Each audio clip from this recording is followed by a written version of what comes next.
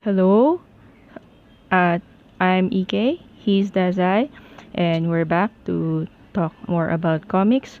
I have to give several warnings for the SPG content of this material. The material will be controlled as they are presented in this video, but they are present because we'll be talking about zombies. This is Labor Day by Bernie Mercado, Nina Torralba, and Carlo Carpena of Kalabaw Kolektib. The presentation of the pages will be controlled, but be aware that that are not presented will have it. Labor Day is your average comic size. Okay. So this is a story of Maki, punong bayan, who just wants to go to work in 2025. But 2025, we have a zombie apocalypse in the Philippines because of various things that happened starting in 2020. Yun. So, and he just wants to get to work. But so many zombies are in the way of him getting to work, including people. And the only way to deal with the zombies is to help them fall asleep, because the effect of the zombification is they cannot fall asleep and they stay awake 24/7. The only way to deal with it is a tablet that he is able to acquire. Yan. And so in the UV Express that he's in, it's filled with other zombies who just want to get to work like he does. So they're the undead who also eat pancit canton, who also just want to get to work. Yan.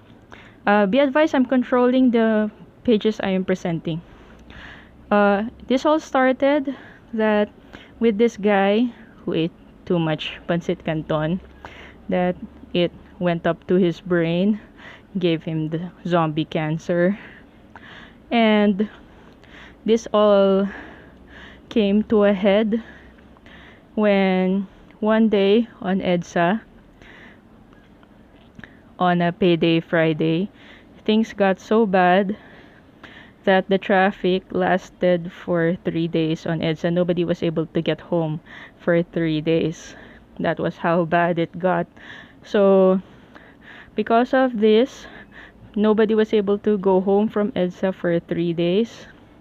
It caused a chain reaction of events, including that so many people turned into zombies. Yes, so many people turned into zombies because of EDSA traffic. It's awesome that way. Yan. So, yan. This created a lot of cheap labor because since zombies don't fall asleep, they became cheap labor, people who are able to work 24/7, and you just need to find them a place to stay, you just need to feed them pancit canton, and sometimes human lives, and they're happy. But a lot of companies took advantage of this, including many BPO companies. Now, Maki wanted to get into this BPO that promised that they would not hire zombies and they would not turn you into a zombie.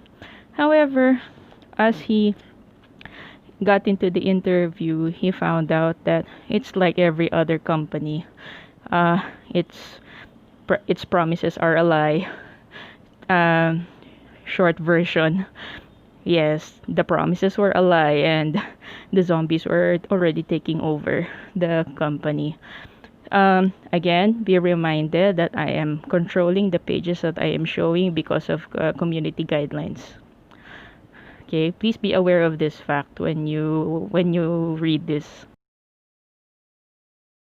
As I've said before, please be advised that this is a zombie comic, and I showed it in the inside pages that this does have blood and guts and violence plenty, and beheading. So please be advised that this is the content for this. So this is not for children.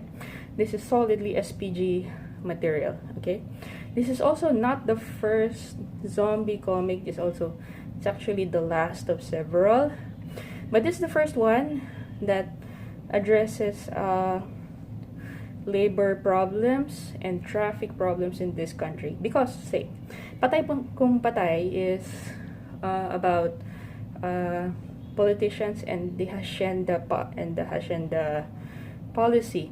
A lot of the other zombie comics are a lot like The Walking Dead. So parang apocalyptic, that people, the end of the world and how people are surviving. And then, but this is a little more practical and more relevant to our situation, precisely in the Philippines, because it's a little different as compared to a lot of other places.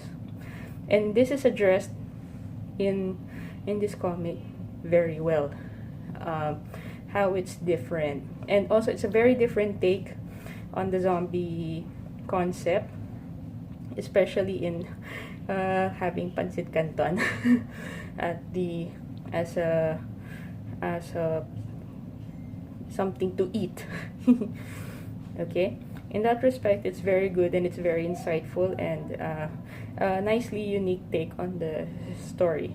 Okay, it's not the overall presentation of the comic is nicely balanced, and hopefully they will make more of this, and Carlo Carpena will make more. It's small print, but not in a bad way. It's okay, especially in this kind of style that he's using. But some people might have problems with it being very small print. But no, I don't have major problems with it as long as it's balanced in this style. Okay, the writing by Bernie and Nina do not overpower the story. They're not preachy. They're not really mad at it. They're mad at the whole situation, but in a way that is focused on the character and realistic in terms of the character, without being preachy, without being didactic at it, and balanced with the art. So it never overpowers the art because of too much narration and too much talking. Okay, it's always in consideration of the art. So overall, and please follow the start PenLab. I'm not sure if PenLab has it already, but it's Kalabaw Kolektib, so please get it from them on FB. And then I understand there will be more issues, just wait for them. So please get this comic with all of the warnings noted. If you're old enough for this and if you're okay with this kind of material, it's very solid in what it set out to do. It started well and it ended well. Okay, it finished exactly where it should without overpowering the story.